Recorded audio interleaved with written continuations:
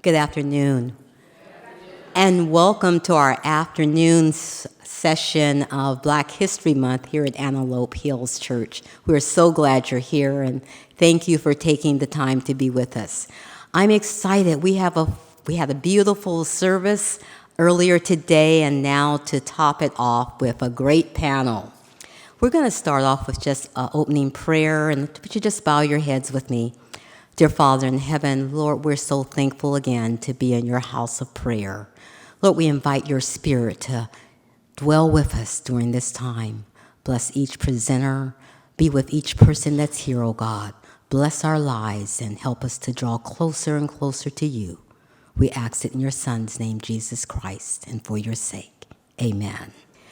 We are in for an exciting afternoon, and I want to invite Dr. Karen McCord forward.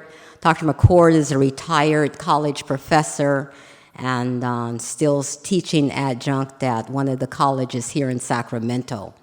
In addition to that, she is also the CEO and the founder of Heritage Empowered. Heritage Empowered is a tour company that exclusively does tours to HBCUs, historically black colleges and universities, and she also does civil rights tours to the South. And if you want to be enlightened, if you want to cry some tears, if you want to meet some amazing people, that tour is great. I've been on it maybe 3 times, but to go to the place where Emmett Till went to the store, to go and hear those stories. And on the trip that I was able to go on, the cousin of Emmett Till was with us and told his story. And he was in the bed sleeping next to Emmett Till when the men came and got him. And he said they were so vicious is that they told him, you better not move and don't look. And he said he cried and turned his head to the wall. His mom and dad were already up in the house, and there was nothing that anyone could do. And you think about the image of that all of your life. So that's a great tour. I say you see a lot of joyful times, but there's a lot of times just like, why? So I want to invite her forward, and she's going to invite our panelists to come forward. And I want to thank each of you for being here, but especially our panelists that took time out of their day to be with us this afternoon.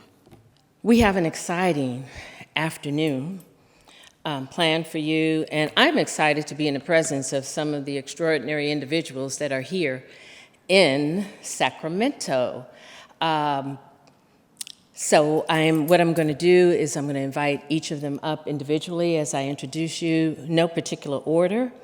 We will have some introductory questions, and then if the audience, if you could save your questions to the end, we'll have time for you to ask each of the presenters any questions. So if you want to just jot them down, or I know people don't jot down anymore, but maybe put it in your phone and your notes. And it's a good thing because I forgot my paper notes after I went and printed them because I'm a baby boomer, so I like to have my printed stuff even though it's electronic, but the electronic done bailed me out today.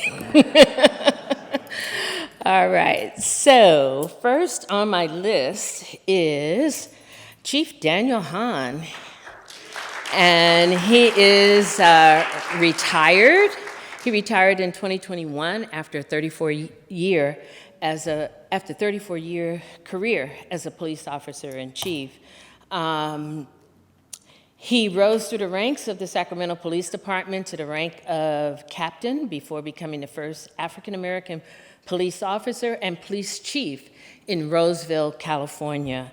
He returned to his hometown of Sacramento as the first African-American police chief in the city's over 170-year history, and that right there is an accomplishment, and I'm happy to say I was living in Sacramento when this history was happening. So the things that he did in terms of the city were extraordinary, and it was really wonderful to have him here, not only as a police chief, but When you go to community events, he was there, and it was very apparent that he really cared about his community.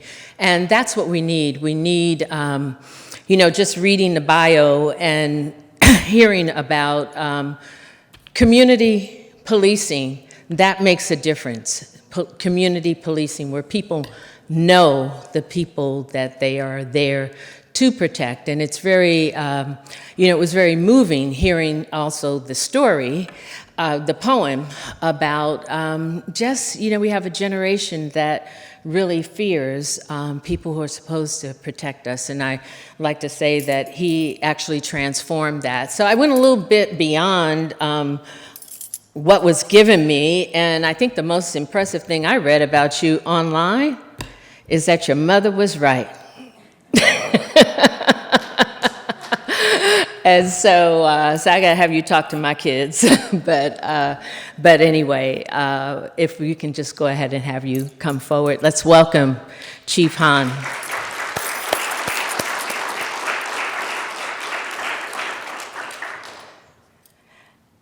And is Metcalf here? Okay. All right, next, we'll go ahead and stay in law enforcement.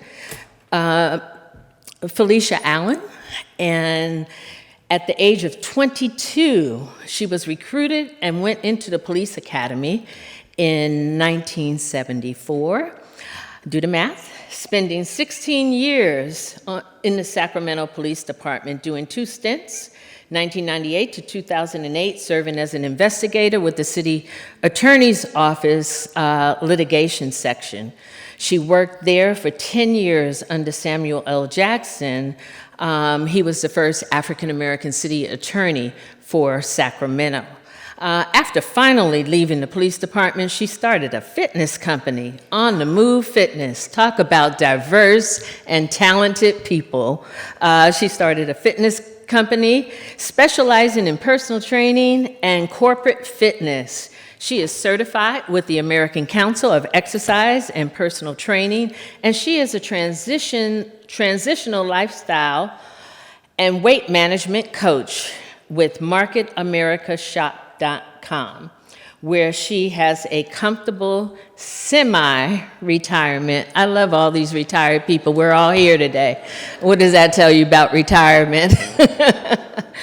A retirement online business. And so we welcome you to the stage. Thank you for being here.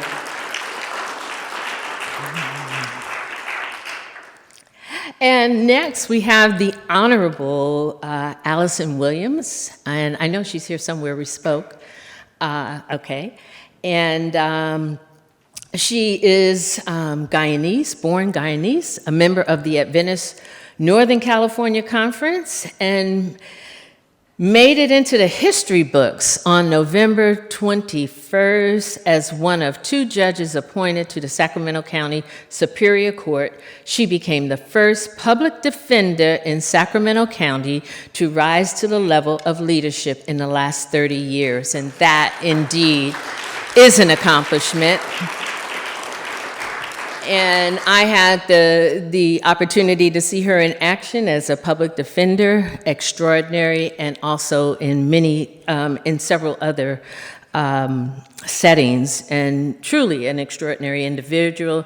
She states, quote, "I was propelled to serve people and give back to my community when I started practicing." She further states, "I believe God bestowed upon me special gifts and blessed my work. I was successful as a public defender, and I really enjoyed it, and I know she's doing extraordinary things on the bench." So we would like to welcome you to come forward.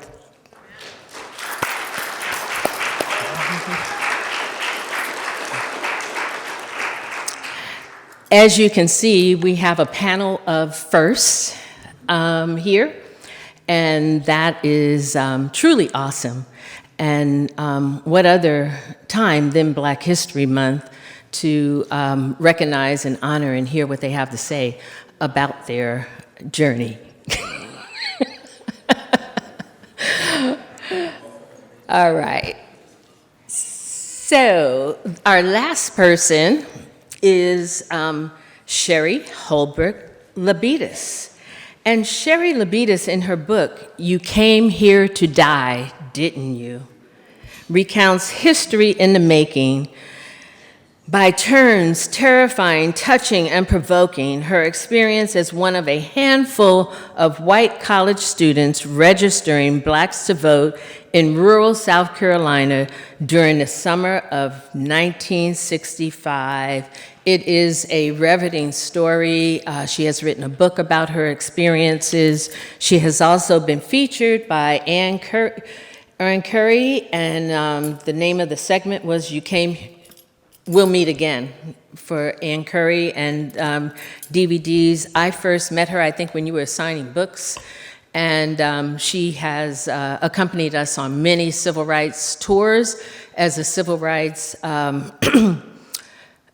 She has lived it in terms of the civil rights journey, but also I think it's important for people from all walks of lives to recognize that the civil rights fight wasn't fought alone with African Americans. There were many people who were there with us, beside us, leading the force, and Miss Sherry Labitas is one of them. She has gone with me on tours more times than I can, I'm not sure, you've been so many places with us.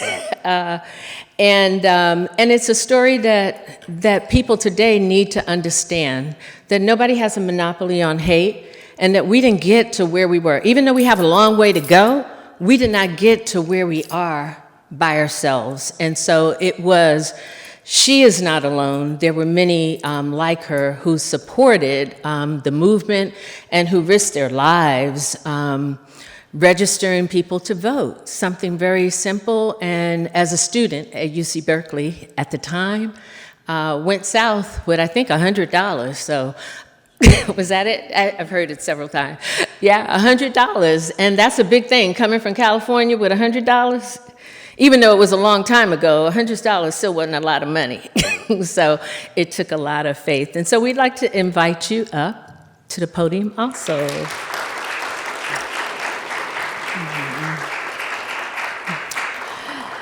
And one of the things about everybody that is on the panel today is that each and every one of them is a trailblazer in and of their own right, in their field. The other thing, and the song that comes to my mind, and I'm not a singer, I should have gotten Miss Melody to come sing for me, but the song that comes to my mind, I be knowing the words though, okay? Is nobody told me the road would be easy, but I don't believe he brought me this far to leave me. And each person that we have up here really represents the truth in those words. I don't think anybody told any of you that the road you were on would be easy. You probably didn't know it would have been that hard, but we didn't know that it would be easy. And we've come to where we are by faith, not by self, but by faith and believing in both ourselves and our communities, and they each have an extraordinary story.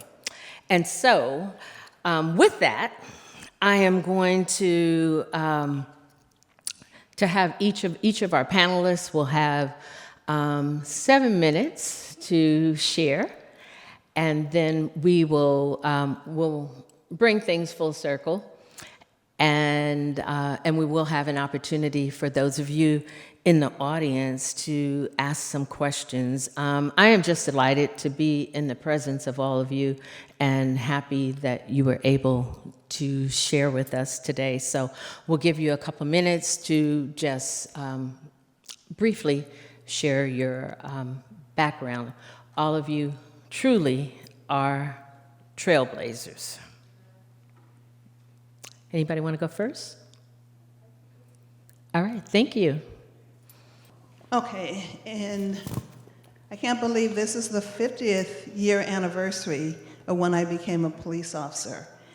In 1974, myself and my bestie back there in the back, Georgia Lee, wandered into the Urban League office where police officer Leon Taylor was on loan from the police department. And he was there to recruit minorities in particular. Women not at all, but minorities in particular. Remember, they were coming out of the 60s where the Martin Luther King had been killed. There were riots in Oak Park. There were riots all around the country. But more importantly, they were trying to change the image of the police department. During the 60s, when I was in high school, myself and some girlfriends had cut class, and we had gone to Oak Park. I lived in North Highlands at the time. I was not supposed to be in Oak Park, but I saw 2 police officers beating up on some young kid. So we skedaddled back to North Highlands where we were supposed to be, and that image stayed in my head. And so while I was in the Urban League looking for work, police work was the last thing on my mind. I was looking for a way. I had 60 units already in college, and I was looking for a way to get my additional 60 units so I could graduate and get my BA and go become a probation officer. Well, I was looking on the board, and they had a flyer for Sacramento Police Department for CSO and police officer. So Leon said, well, go ahead and apply. Remember that even if you just apply for CSO was a great position at the time. You worked 20 hours, you got paid for 40, as long as you were a full-time student, which was perfect. It was exactly what I was looking for, to be a full-time student, be a community service officer, and get paid for 40 hours. Perfect. So Leon says, well, check both boxes because, they don't hire women anyway for police officer, and you're going to go through the same academy and take the same test. So I checked both boxes, and I get a call later from the police department that told me that I was selected for a police officer, and that and they gave me a list of all of the procedure that had to follow. This was about June. We went to the academy in September. So during that time, Leon, he took, maybe a handful of us, and he took us out every week. He had us at Sac High, running the track, running the obstacle course, getting ready. He wanted to make sure that we didn't just take the test, but that we passed the test and that we could get into the academy and be successful. So he had us out running the track, jumping the fence, doing hurdles, doing all kinds of stuff that at 22 I hadn't even thought I'd be doing. And we finished that. He'd have us go do mock interviews. At the mock interviews, he had captains and lieutenants come and have us present ourselves before them so that when we did have the actual interview, we would be prepared. And so the day of the obstacle course came. I ran the obstacle course, climbed up a ladder that I never thought I'd be up that high, hit the bell, came down, jumped the fences, and then we had the dummy drag, a 150-pound dummy that was to assimilate a partner, and you had to drag it so far, and then voila, you passed the obstacle course. You went on to the next test, which was the oral interview, passed the oral interview, and then the psychological exam, and then it was just a series of tests. It was a 4-month process to get completely hired to go into the police department academy. The academy at that time was on Meadowview Road, where there's Job Corps there now, and the Office of Emergency Service, and I don't know if you know the Meadowview area, but at that time, it was the police academy, CHP academy, and an empty field behind us. So going into the academy was a 12-week nightmare, which was just the beginning of a whole 2-year nightmare. But going into the police academy, fortunately for me, there were 12 police officers, recruits, And also, there were 19 sheriff females that were also in the academy with us. Myself and Flossie Crump were the only two women for the Sacramento Police Department, and we had a CSO, Diane Ramsey. So total, there were maybe 22 women, and the academy class had a total of 58. Sheriff, county, city police, Yolo County, a lot of other agencies at the time. It was brutal. It was, running that 5 miles every morning at 5 in the morning when it's dark. You're out in the field, in the boondocks. You don't want to be the last one in because you'd never find your way back. Most of the women would skip breakfast so that they could work out with the CHP officers so they could get additional strength. After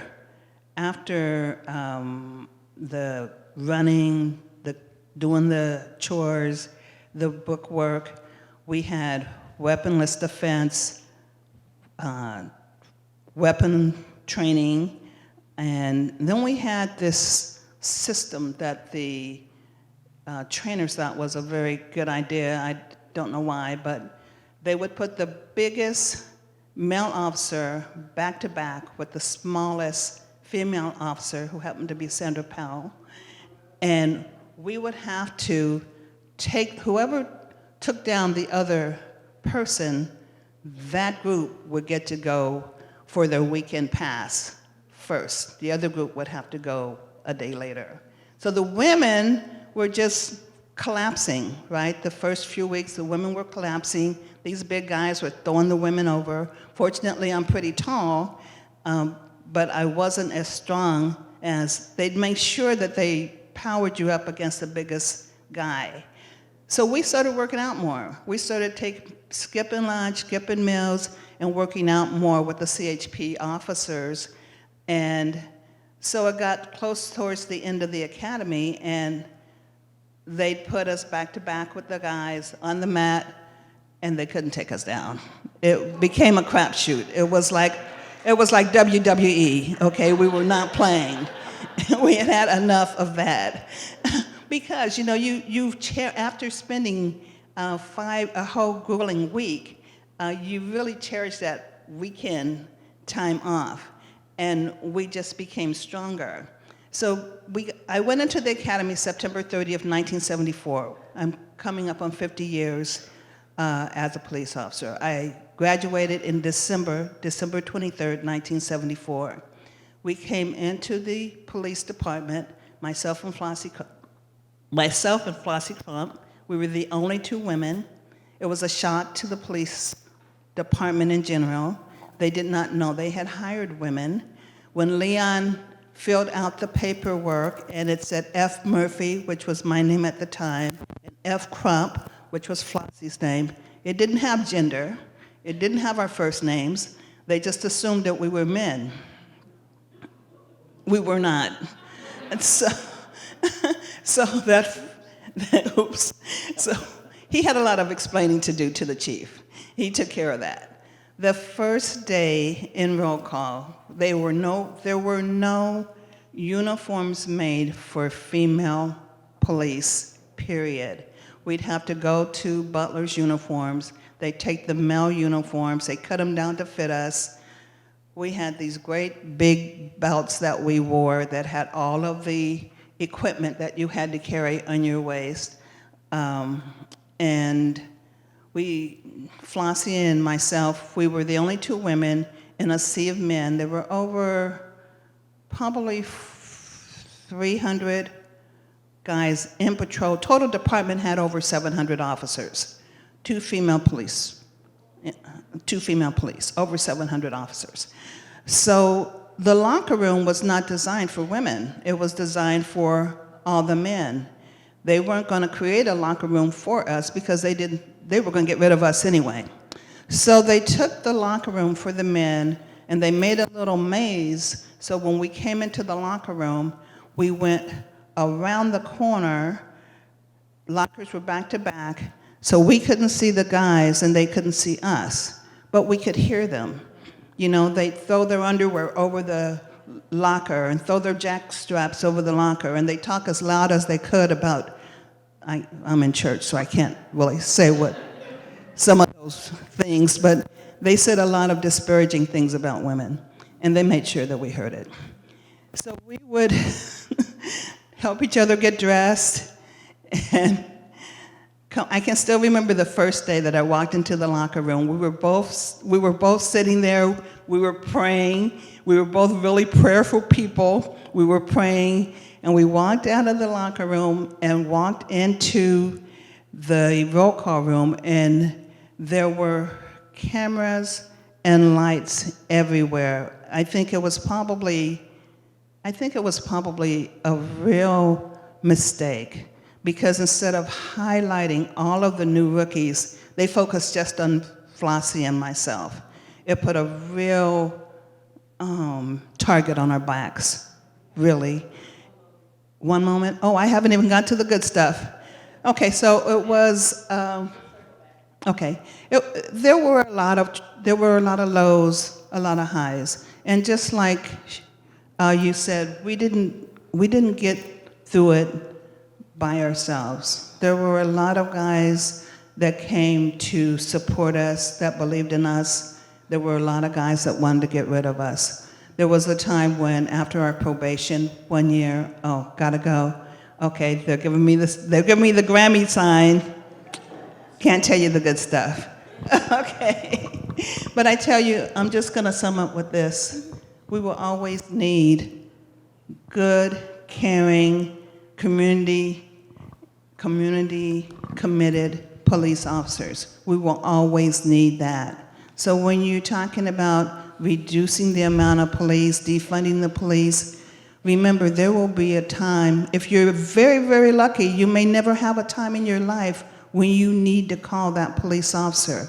But if you do, you really want to have someone show up that looks like you, that feels like you, that's committed to your cause and to your community. That's it. Thank you.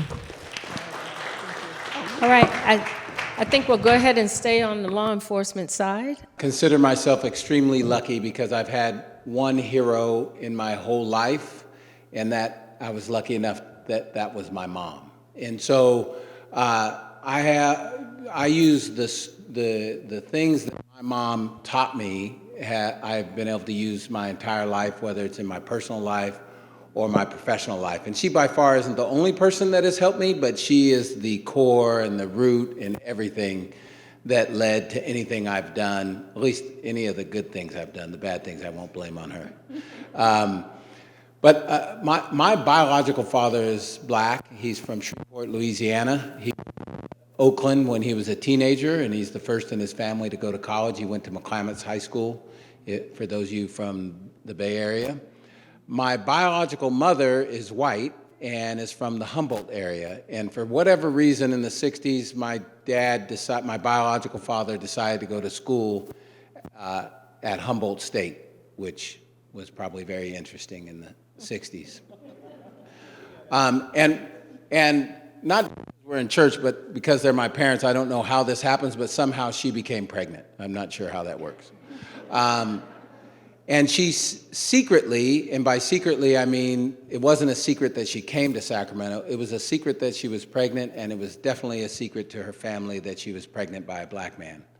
And so she gave birth to me here in Sacramento at Mercy Hospital, and then went back home after she gave me up for adoption. My mom and dad adopted me when I was 3 months old. My mom is white, and she's from a farming community named Painesville in Minnesota. And my father is white, and he is from a very small, poor farming community in Nebraska. And they ended up coming here, long story short, they ended up coming here because of a job, his job. And my brother and sister had already been born. My brother's 5 years older than me. My sister is 4 years older than me. But my sister was born with hydrocephalus. So she has significant mental and physical disabilities. And so my mom wanted 3 children, but she didn't want to have another one because the doctor told her the chances of her having a child with disabilities was greatest.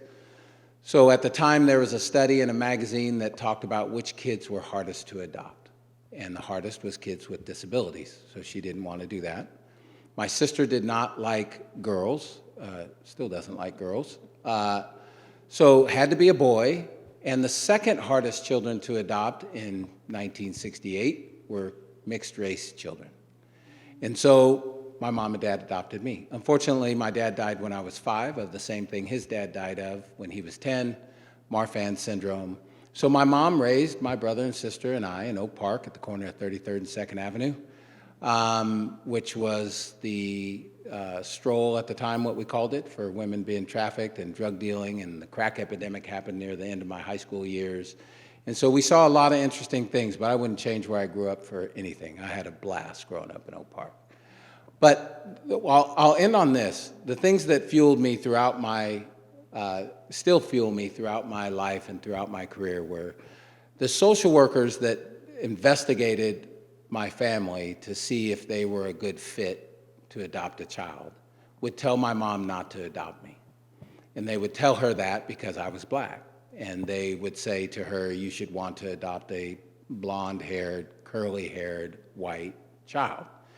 And they gave her many reasons, but the one reason that sticks out to me that she told me when I was older was that they would tell her because a girl would not keep her name.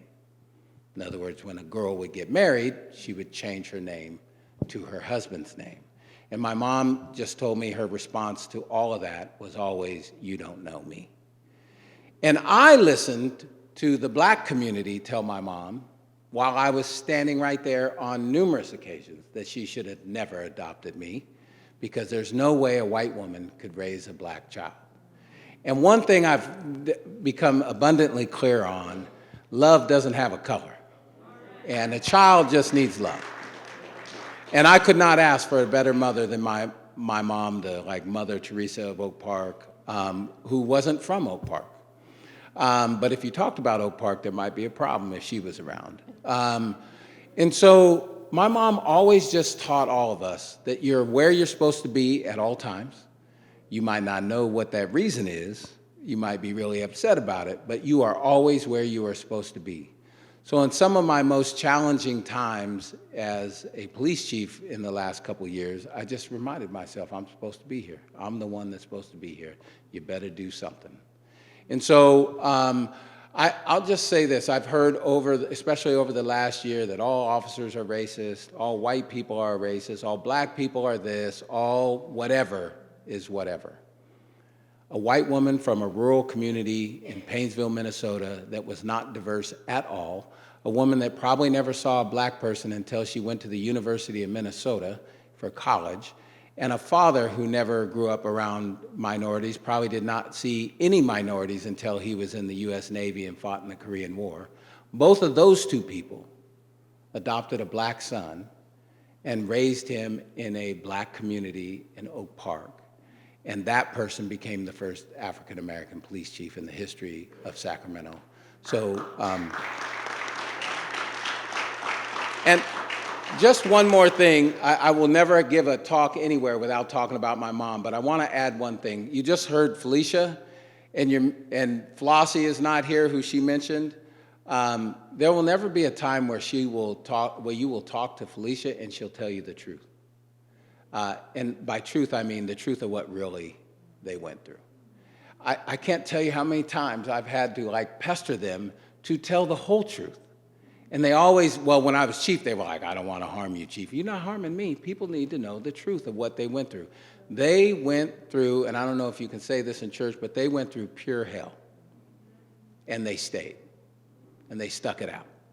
And because of them, I was able to become police chief. And many other women, not just black women, but many other women were able to do not just police work, but other professions that historically have not had women in it or didn't think women were capable. She will never tell you the whole truth.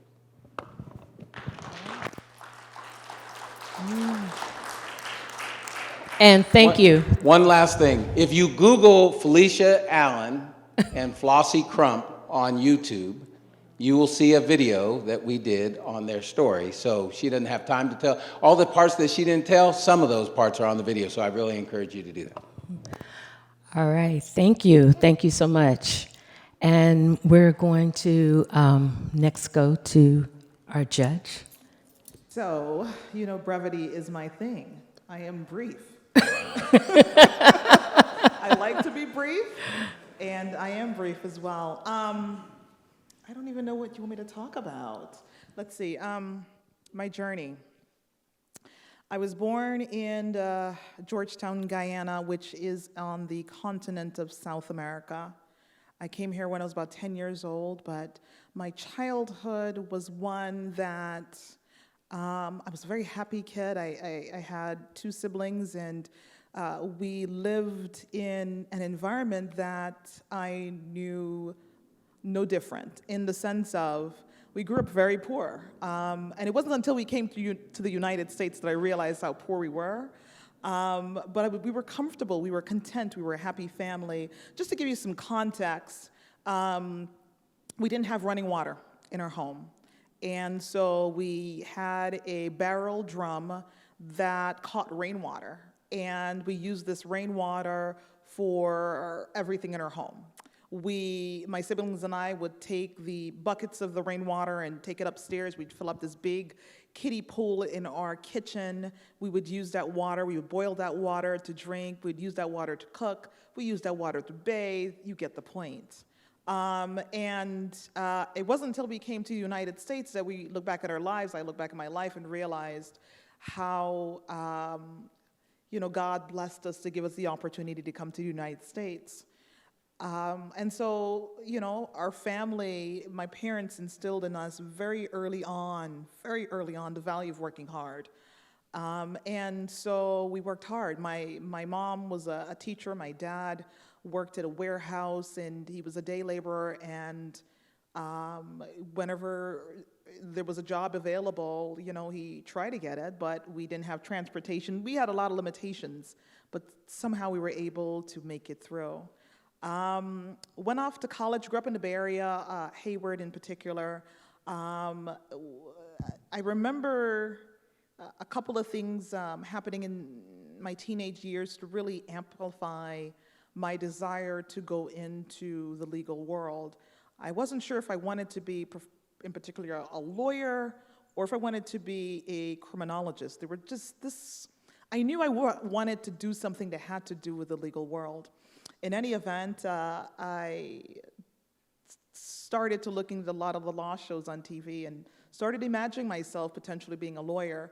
And in my summers and my spring breaks, I would go down to the courthouse, particularly the one on Fallon in Oakland, and I would sit in and observe trials and observe preliminary hearings and imagine myself in that role as an attorney. And so I went off to college, Hayward State in particular, studying criminal justice, met a professor, a part-time professor, who was a former member of the Black Panther. He was a former police officer. He was a former district attorney. All these former, just a pioneer. And I remember him telling me this thing, because I told him I wasn't sure if I wanted to be I wasn't sure if I wanted to go to law school. And he asked me why. I didn't do that good on the LSAT, right? And I remember him saying, well, if you're not sure about going to law school, don't go. And I remember talking to my parents, and I remember all these rejection letters coming in from the different law schools, and I remember telling my parents, maybe law school isn't for me. And it was this one school that sent a letter in and said, hey, we'll take you. It was all the way in Michigan, all the way across the country. Never been to Michigan. Michigan is cold. I'm a tropical baby. And so I remember my mom saying to me, I understand the hesitation, but why not just try it? This law school is willing to waive your a part of your application fee. Just try it. To me, though, it was a big deal going all the way to Michigan to flunk out, because if you flunk out, that was just a bad look on the family, right? And everybody knew you were going to law school. Everybody knew, right? So you can't come back and stay for extended period of time because people would figure it out. And so I had all these concerns about going and failing law school. And I remember I went to law school, had a great time. It was time to graduate, and I remember how expensive it was going to be to bring my entire family out to Michigan to see me graduate. And I told my mom and my dad, I'm like, we don't have to go to my graduation. And I remember my parents turning me and saying, this isn't about you. Graduation is not about you. It's about us. You're just an extension of us. So they were like, we are going to graduate. We're all going to Michigan, and you're just going to cross that stage, but we're all crossing that stage. And I remember understanding the importance of what that meant. You know, when we accomplish something, especially in the Black community, when one accomplishes, we all accomplish, right? And this was just a microcosm of what we see in our Black community. And so graduated from law school, everybody had a good time, and it was studying for the bar examination. And I remember being in law school. See, I've had these teachers and professors all along the way minimizing my ability to dream. And I remember, not only in high school, I remember a teacher, Mr. Kurzweil, if you're still alive, you told me that I would never amount to anything. I remember being in law school and a guidance counselor sitting down with me and telling me right before I exit school that I had a 12% chance of passing the bar exam. And this was based upon all these algorithms that she had done, being Black, being being an immigrant, doing poorly on the LSAT, blah, blah, blah, blah, blah. And I remember looking at her and saying, I'm gonna prove you wrong, because we did not spend $100,000 going to law school to not pass that bar exam. And so came back, and studying for law school was mental boot camp. It was 3 months. And I remember telling my parents, I just need the space and the time to study. And my mom and my dad, so supportive, baby, we'll take care of paying your loans, we will pay for your gas, we will take care of everything. You just study. Again, you're an extension of us. You pass, we all pass, right? And so boot camp. And I remember how important my Sabbaths were, how I basked and I looked forward to the Sabbath. And I remember saying to God, and this was years before, I will trust that you will bring me through. You will make sure that I am successful if I give you back that day. I trust you. And I did. And I remember just, taking the bar examination. And in law school, there were a couple of subjects that I just did awful in. And it was a blessing, because when it came time to take the California bar exam, I was hyper-focused on these subject areas that I was weak in. And the reason why that was important, because these subject areas dominated the bar exam. And so I remember the bar results coming in, and it came in on a Friday afternoon, and it's right after Thanksgiving. And I remember saying, you know what, I'm gonna drive out to the lake by myself Saturday night after the Sabbath, and I'm gonna look at these bar results. Now, the bar results came in before the Sabbath, but I was like, no, I need to pray over these, the whole thing. And I remember my parents were like, well, log us on, because we wanna see. You don't have to see, but we have to see. We logged on, and I remember my mom screaming and yelling and running around the house, and I'm like, well, did I pass? And my mom was on the phone. Girl, for someone who's about to be a lawyer, she sure is slow. And I remember my mom saying that, because it was so exciting that I couldn't even focus on the computer screen. And again, I remember just the excitement that our family shared in. And then I couldn't find a job. The insecurities of not being able to find a job really seeped in. And I was really at a low point. I went to law school, paid $100,000, went to Michigan, and I'm not practicing. I passed the bar on the first try. Back to that story. You know what? The counselor was right. She was absolutely right. It was a 12% chance. I looked at the breakdown. They did the breakdown in regards to the ones who passed from this particular law school. And there were 12 of us who took the bar exam. I think the math is right, 12 of us. And one of us passed, and that was me. So she was absolutely right. She was right. She was right. She just had the wrong person, but she was right. But in any event, again, I couldn't find a job. I remember feeling so insecure. I remember feeling so self-aware. There were so many emotions because I couldn't find a job. I remember my brother saying, you know what, sis, I'm going to invest in you. we will open your own practice. My brother was willing to take out a loan to open my own practice because, again, when one win, we all win, right? That was the mentality. And went off to, somehow an opportunity opened itself to Sacramento. I came in as a research intern, not a lawyer, research intern. $19 an hour. And I remember it was me and 5 other people competing for an attorney entry level position. And I had no ties to Sacramento. These 5 other colleagues had ties to Sacramento. They had interned, they knew everyone. And I came in and they stuck me in a little corner. First of all, there was maybe about 5 black attorneys in all the Sacramento Public Defender's Office. And I remember being tucked in this corner where no one saw me. And there was Mark Slaughter, this attorney. He'd been there for 2 years. He's singing down the hallway. I'm like, who's singing? And he's singing one of these spirituals. I knew it was a brother. So I peeped my head on. He was like, oh, where'd you come from? And I remember him coming into my office, and he says, they need to hire you. So I'm going to help you to make sure you stand out. And he mentored me. And would you believe that before I even got hired, I had done 5 trials in the public defender's office. I remember the public defender wanted me to come in for an interview because they wanted to interview me for an attorney position. And I sent him back an email. I don't know what I was thinking. I'm in the middle of trial. Can you wait? Like something like that, right? I'm in the middle of trial. And I remember going to the interview afterwards, and he was just shocked and surprised that I had done so many trials without being hired yet. And make a long story short, I was there for about 16 years. The last year that I was there, last 2 years I was there, really I had a few judges. And when I say a few judges, I'm talking about Sacramento doesn't have a lot of black judges. And I had a lot of white judges that were approaching me and asking me to put my application in. I had no desire to be a judge. And I remember starting the application process, and there was no motivation to do it. And it wasn't until really George Floyd happened. And it really just woke me up. It woke me up to start doing something different. You see, I was very comfortable as a public defender.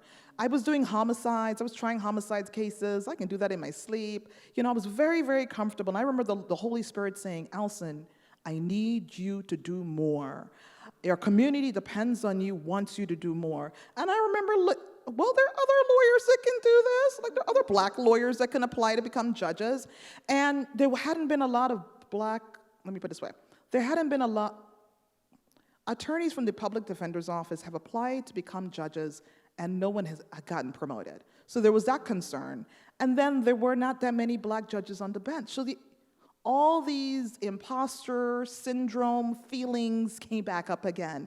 I'm not good enough, I am too black, I am all these different things. In any event, I decided to test God, try God, and I did. And I can tell you it's been so rewarding, it's been so purposeful.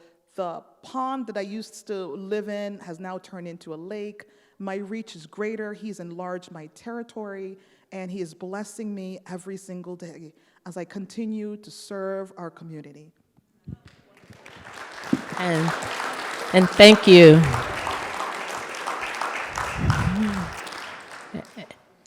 And we are so happy to have all of you in the positions that you held. You have all truly made a difference. All right. Being attacked by a large number, enlightenment, a large number of black people being attacked by law enforcement.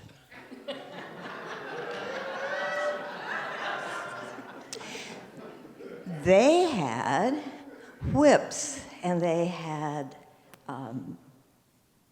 horses that they rode people down with, and they had batons, and they had tear gas, and they chased these black people a couple of blocks.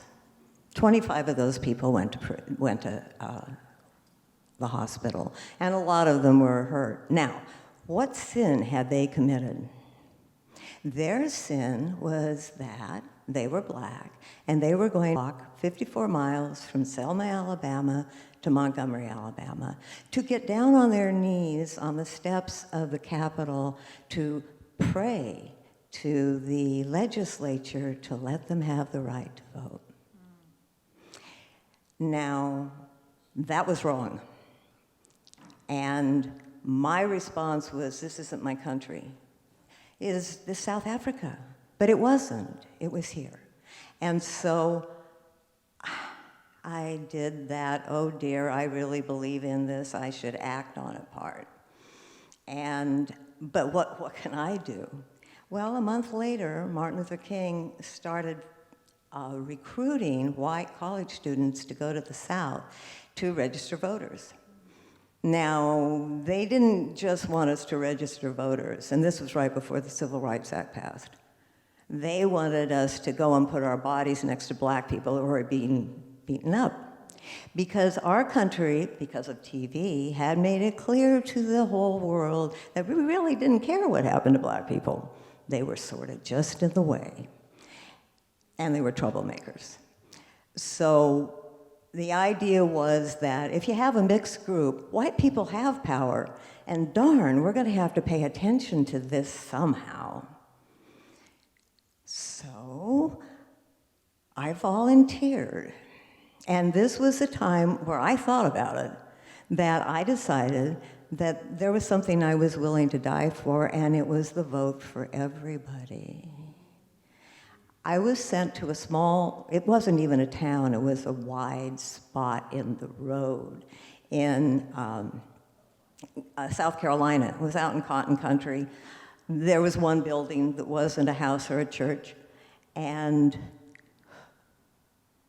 we had been trained on what it was we were supposed to do, and we had absolutely no clue what we were doing. And we went to a 7-day training to know how to do that. Like, what do you do if you get arrested?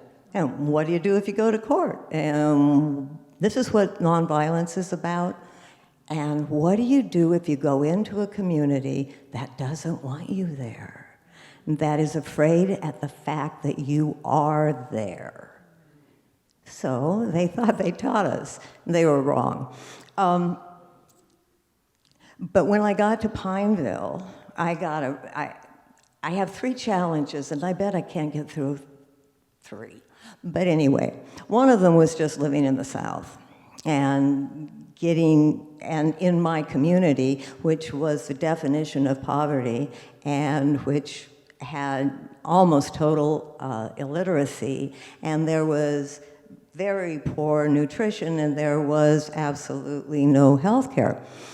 And so this was different to me. And I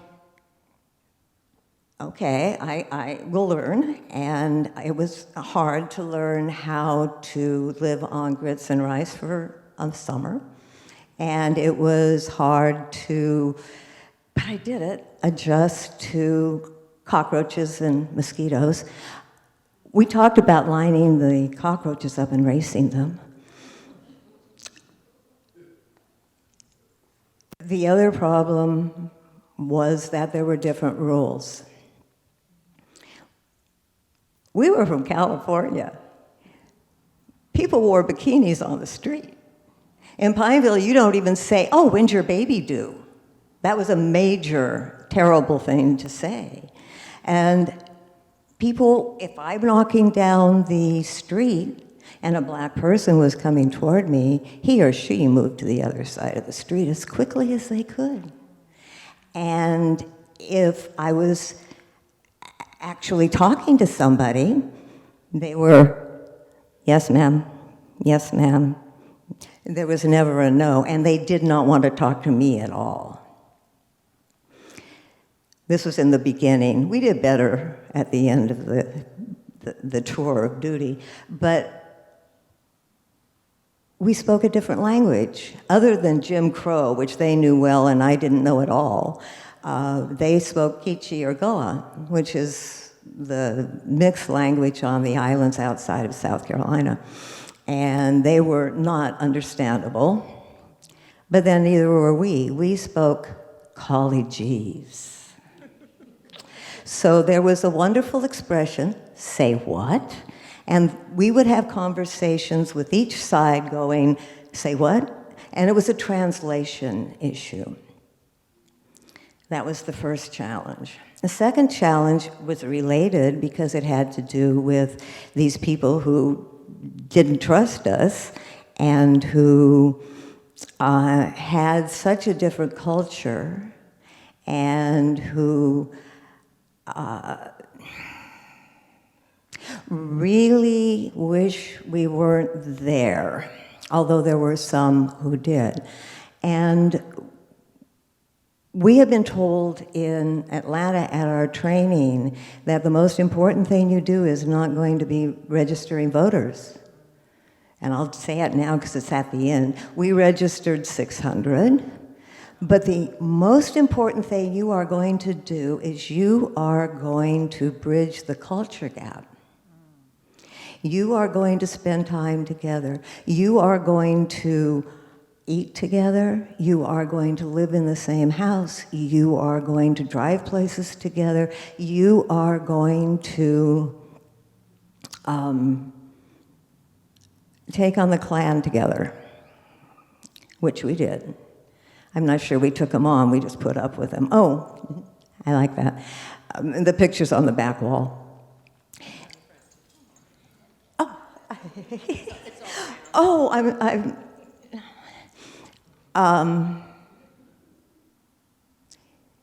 eventually, I spoke Gullah, and nobody at home could understand me when I went home. That was hard. But the hardest thing I call guilt and fear. Anything that happened that summer that wasn't good, we were responsible for. We came, it happened, we were responsible for.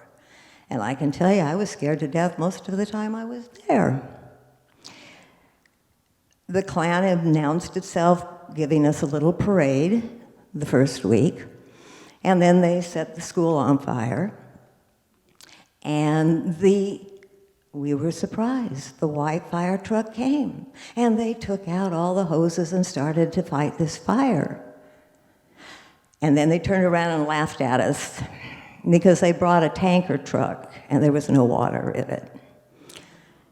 And a week later at church, the congregation was talking about how we had to pray for love and forgiveness for these people who would set fire to a church or set fire to the school. That church was gone a week later. They weren't finished yet. One of our group was thrown through a plate glass window. Long story, not telling it, but when she went to the hospital, they told her that she couldn't get into the white part of the hospital because she was white, but she'd have to go to the black part of the hospital because she was one of them. And then when the doctor finally came, as she was bleeding all over everything, he didn't bother to clean up the wounds. He didn't bother to give her an anesthetic. He stitched her up and said, "Never come back, because if you do, you won't leave alive." Now, on the same day, I was off doing something else. I had a car full of kids, mostly. I was driving, and we were run off the road by white men in pickup trucks. And they finally drugged somebody out of the car and beat him unconscious. And then they left because that was what they wanted to do, is just make them scare us to death. And it wasn't hard to do. They could have found something else that was easier.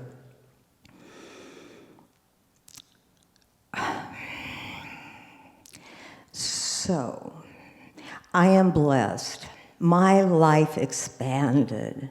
I had gone to the South with this attitude that I was a missionary taking the right to vote to these heathens. I was the heathen.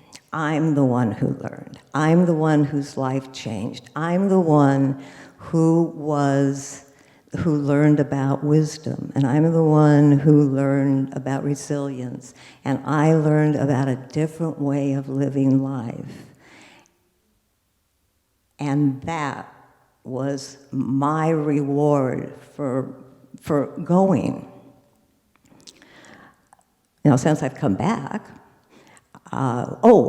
first, I go down there every year because I love those people, or one particular family.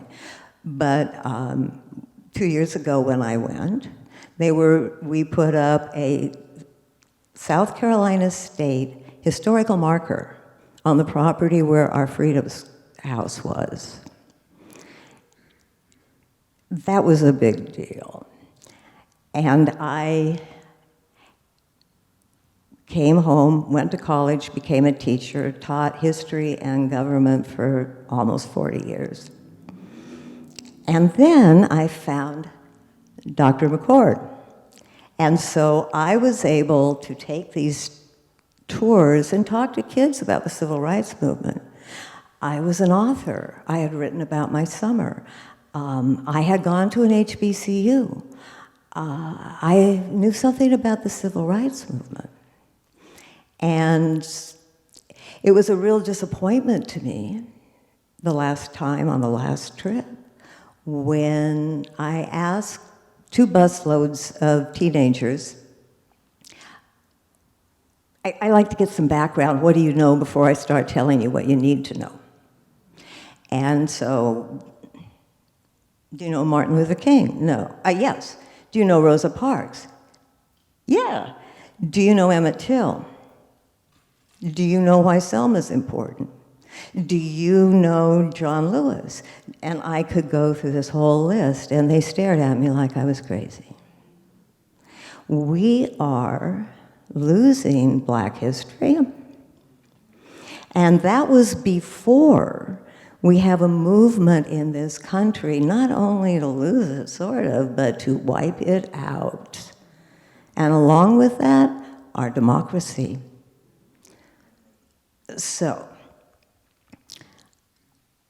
we are at a crossroads in this country, and to ask a question like, what are you willing to die for? What are you willing to give up in order to solve these problems? I have the same answer I had in 1965. Find out what's going on. Get involved and vote. Thank you. And I think that's, thank you to all of our panelists. They each have extraordinary stories, and they're each first. You are first in what you have done. We appreciate you sharing. We know that there are some people who may also have some questions. I just want to make a couple of points. I'll just start where we ended. The importance of voting. A lot of times, young people today, you're reaping the benefits of what other people went through, but you must vote. You have to vote. It does make a difference, and in my lifetime, and some of you who are a little bit older, we realize that we have seen the difference that a vote can make. And so do not waste your vote. People want you to not vote, but you have to be in there, or you absolutely can't complain about anything if you don't. And so I'm not here telling you who to vote for, but you have to be a part of the process. The other thing that we have to know is that people died so that we could have a voice and a vote. And so how dare us not vote? How dare you? Because people died, and they should not have died in vain. Okay, and so maybe your candidate doesn't win this time, but maybe there's something you can do to ensure that we have representation, whatever that is that you represent, that there is representation and acknowledging that people have died so that you can do that. The other thing, everybody on the panel is a risk taker. You are all trailblazers, and they have blazed the trail so that you young people have it much easier. No matter how hard it seems at a time, you have it much easier because I haven't spoken to, on the police, not Chief Hahn, Felicia Allen.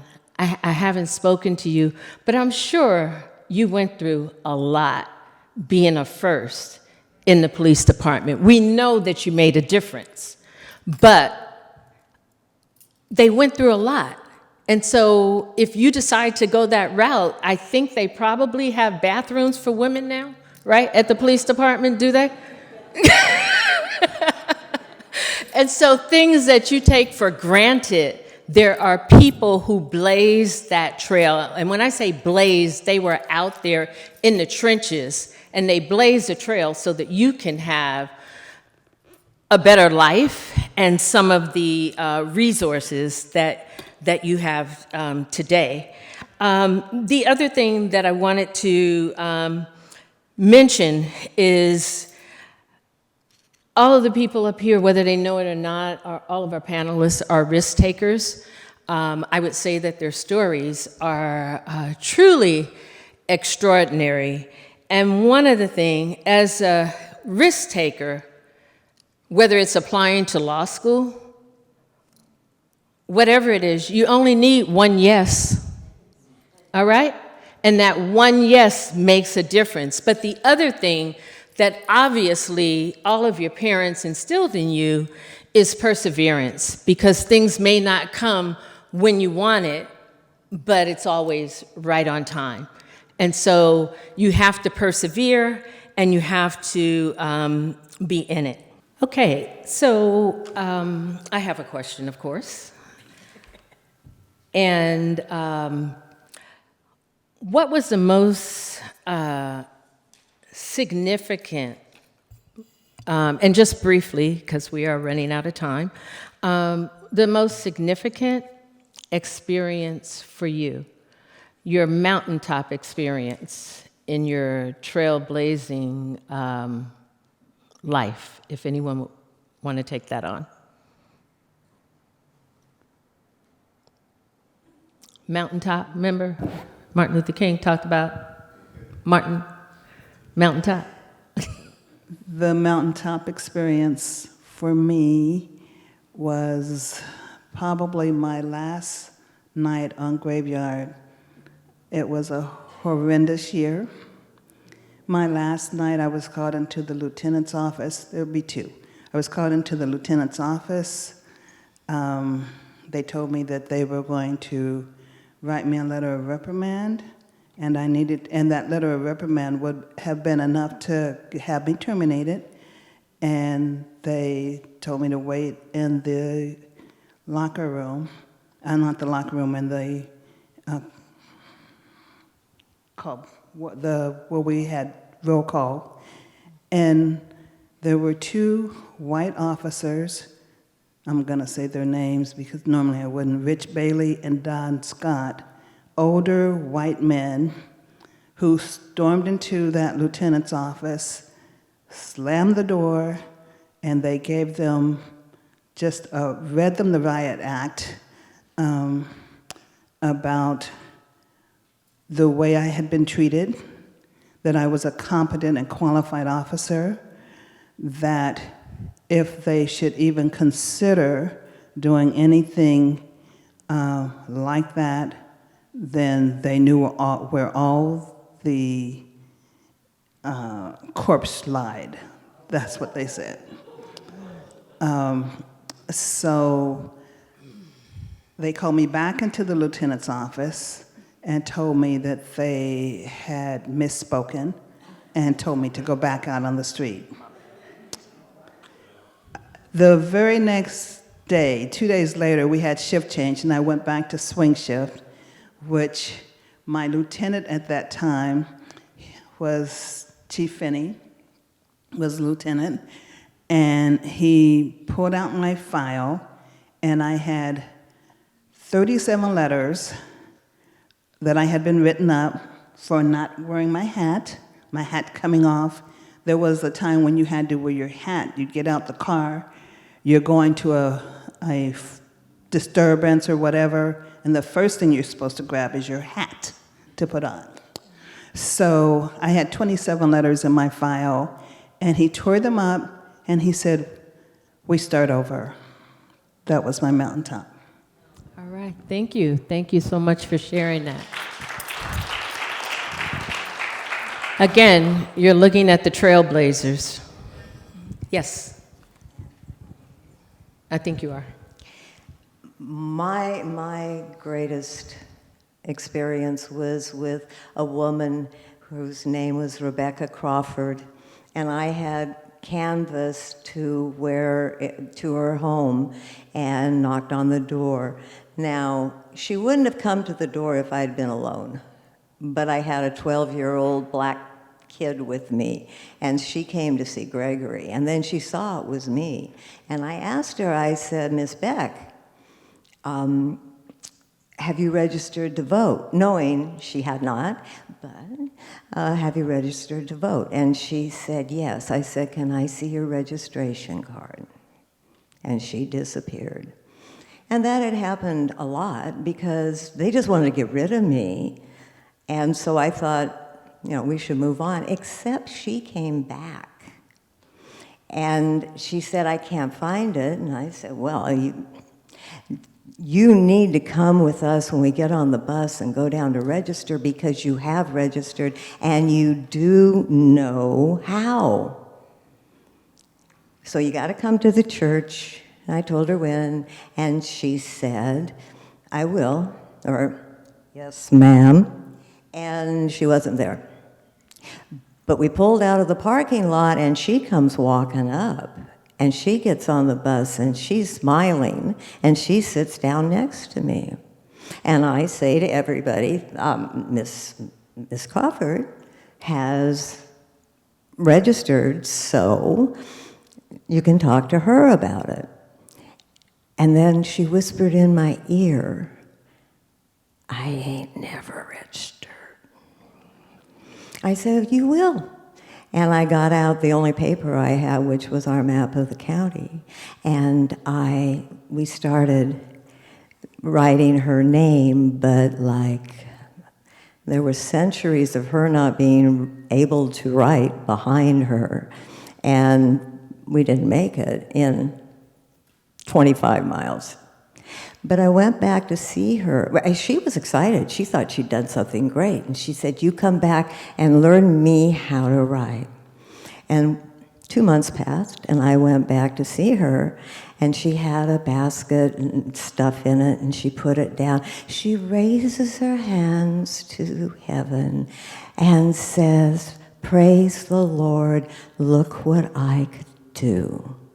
And she picked up a stick, and she wrote Rebecca in the sand. That was my best. Thank you. Wow. All right. And any other questions from the audience? I just wanted to go back to your question, because I really appreciate hearing from Sherry and Felicia. And I was wondering if we can hear from the other two panel members regarding their mountaintop experiences. I Absolutely. Sorry. Absolutely. Did you go?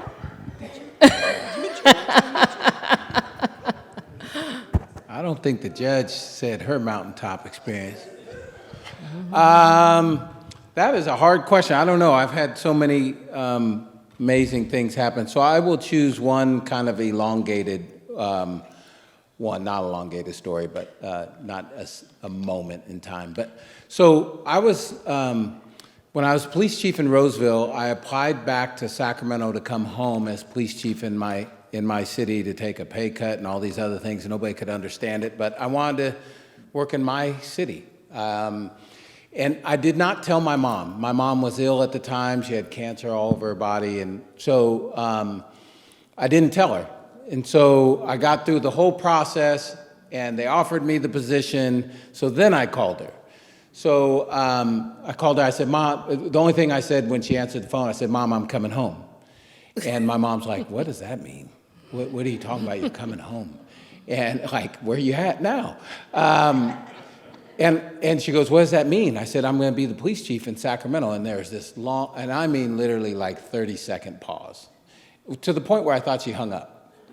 I'm like, Mom, are you there? And she goes, yes, I'm here. And I'm like, are you going to say something? And then she said, all she said at that moment was, I'm proud of you. And so I told that story many times as we were going through all that we were going through while I was chief. And I said to people, there's nothing y'all can do to me once my mom said she's proud of me. You can do whatever you want. But the elongated part was when they, normally when a police chief is sworn in, it's usually at City Hall or somewhere like that with close friends, maybe 100 people or so.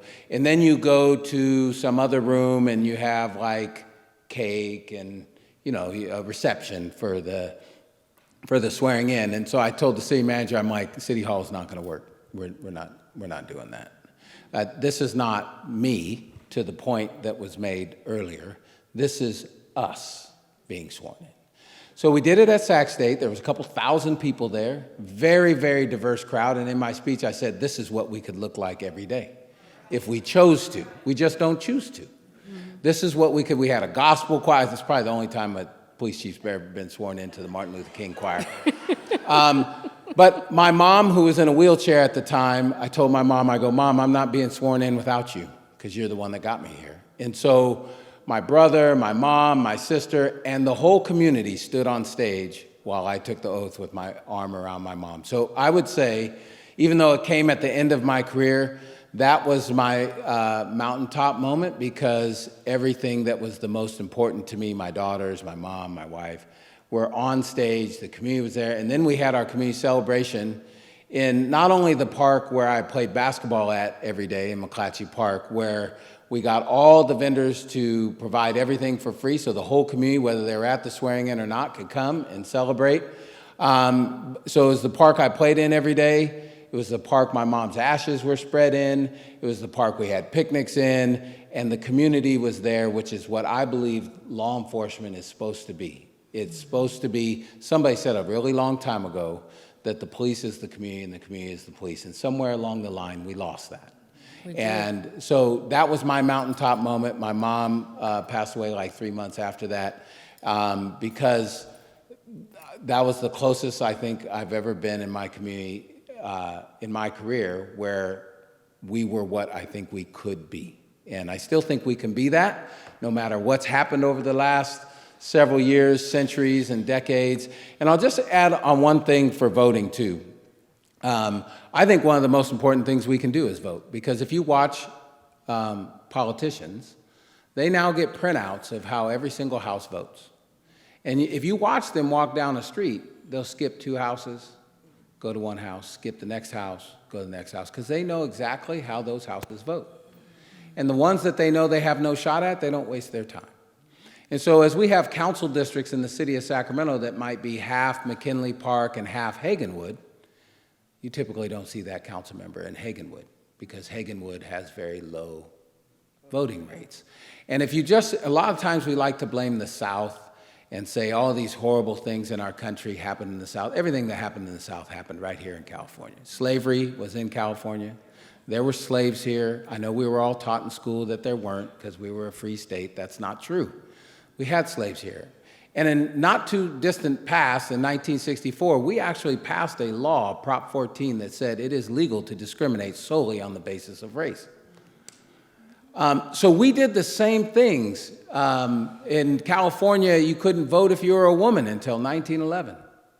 You couldn't get married if you were black and you tried to get married to a white person 20 years before I was born, to a black man and a white woman.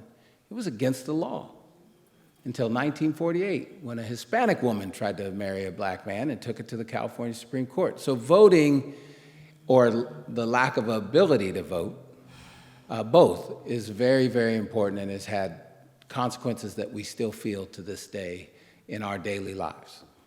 Absolutely. Very well stated. Thank you.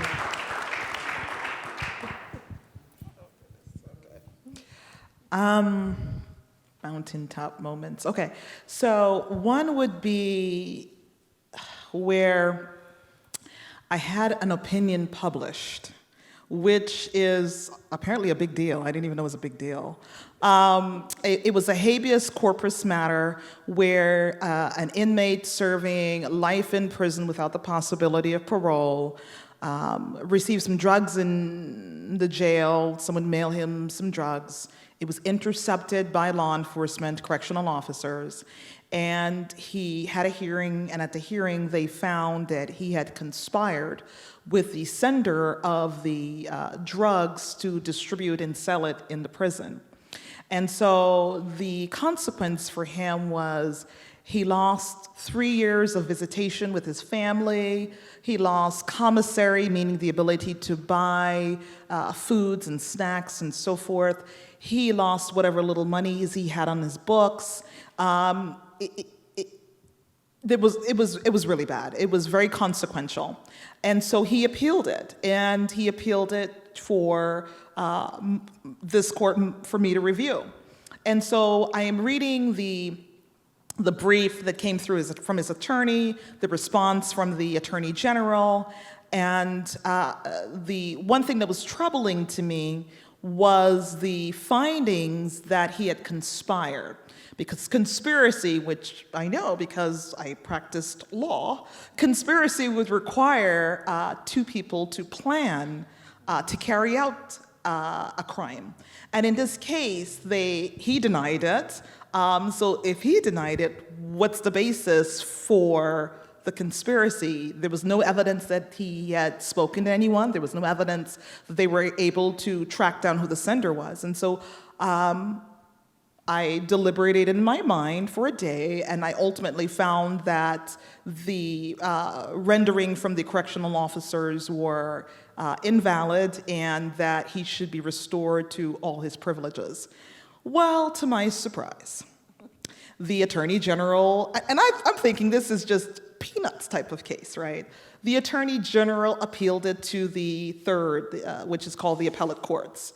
And so the case went up, and I got a text message from one of the justices on the third, and she said basically, she was like, "Oh, I'm so excited for you. You have a published opinion." I don't know what she was talking about.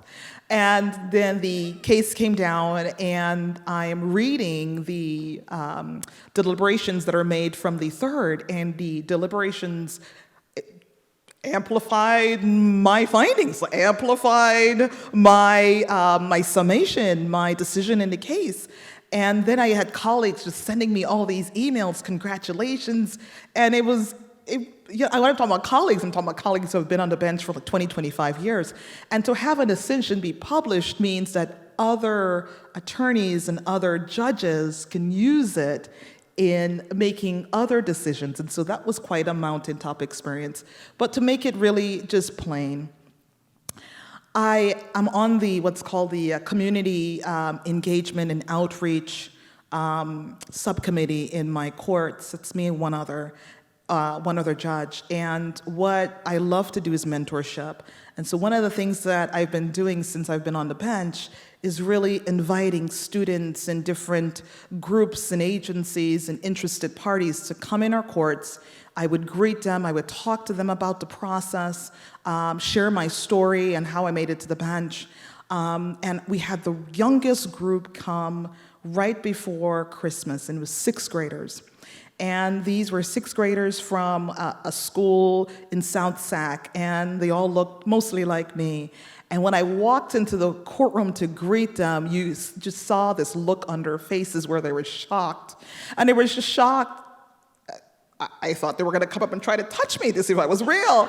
But they were shocked, and many of them raised their hands, and they were surprised. They said, we didn't know there were black judges. We see Judge Judy all the time, but and so I'm engaging with them, and they're asking all these questions.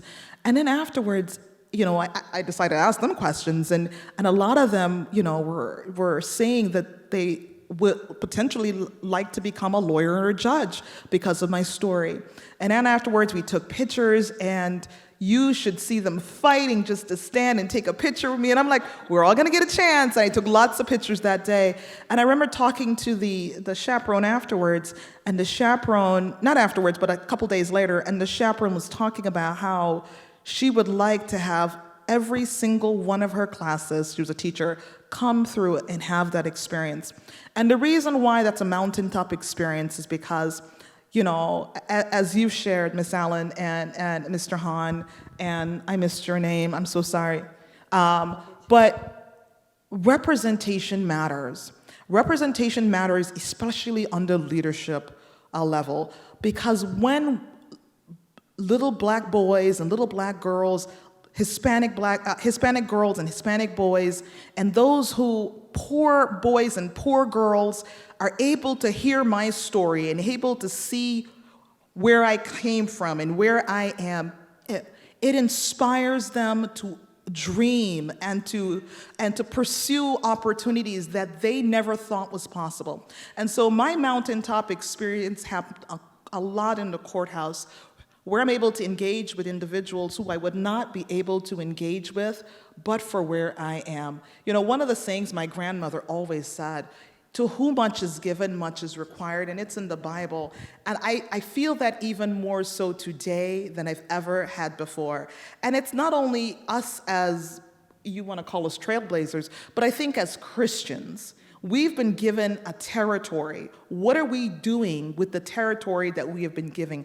How are we reaching people? How are we manifesting love and opportunity and hope and all these great things that we have been shown through the Bible, through our experiences?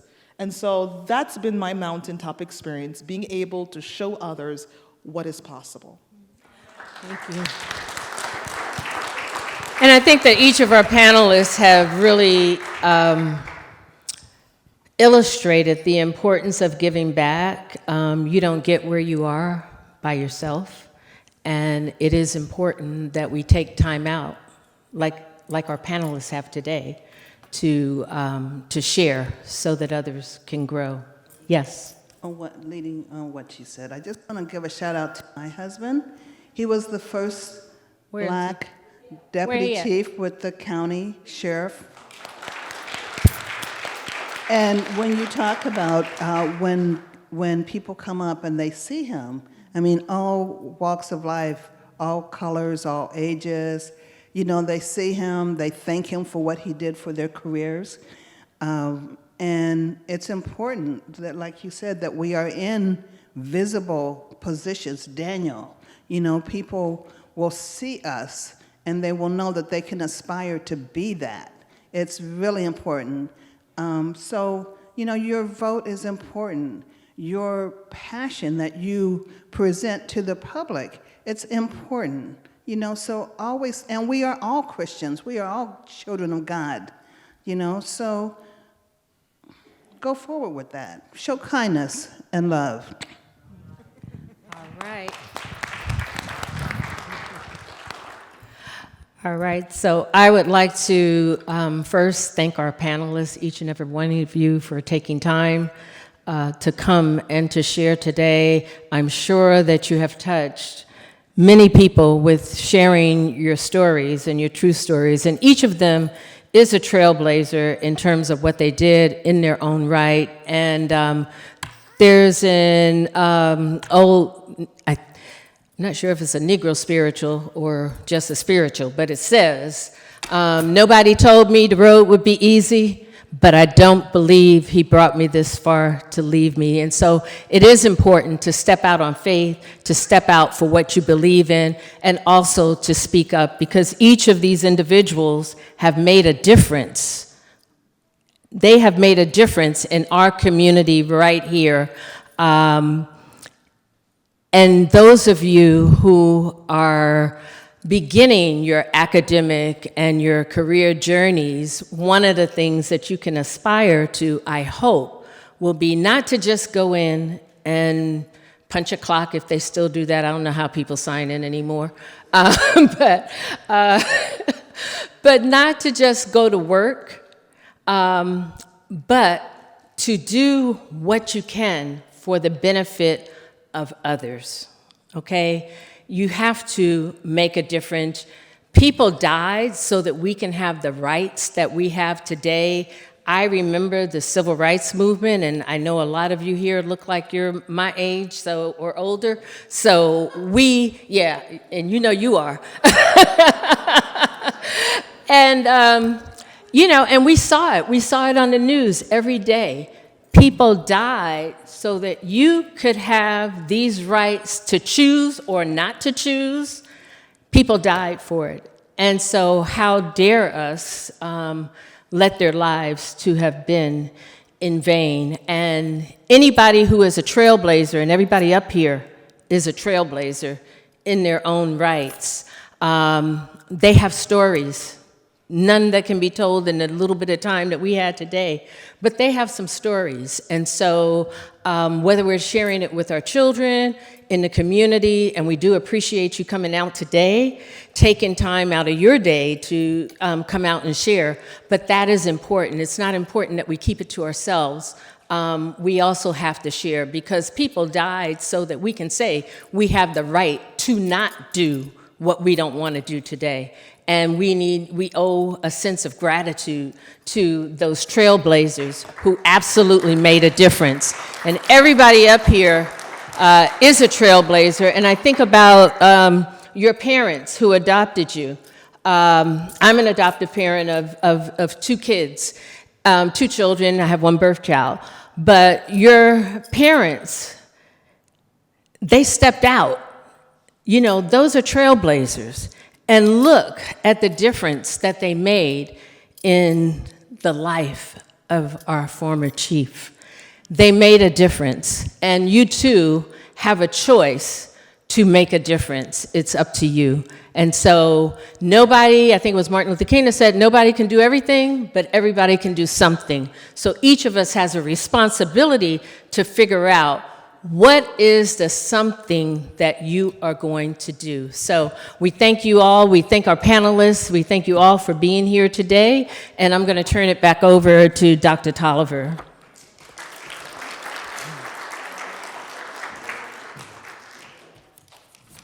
Thank you all so very much. I know you're trying to get down. You're going to get down.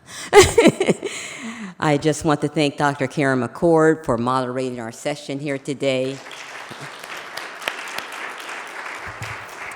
And in front of our panelists, you have a book that has been given to you by Mrs. Lori Watkins and her husband, Andre Watkins. It's a beautiful photograph book with quotes in it. So please make sure you take that and your certificate. Again, thank you so much.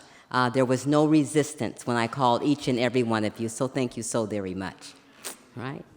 Very special thank you to our panelists who were willing to come and share just a little bit of their story today. And I believe I speak for everyone present. There was much more to be heard, and I would look forward to hearing it. Thank you to each of you for stepping into those roles that were not easy and taking the courage to do so.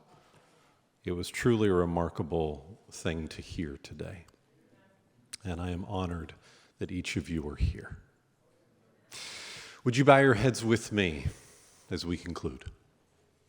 God, we thank you for this time, a time to reflect on how you have led some of these significant leaders in our community. Thank you for inspiring them to the roles that you called them to, and for the change that they have and are making. And we pray your blessing upon them as they continue. And now send each of us safely where we go next, and inspire us with what can be. In Christ's name, amen.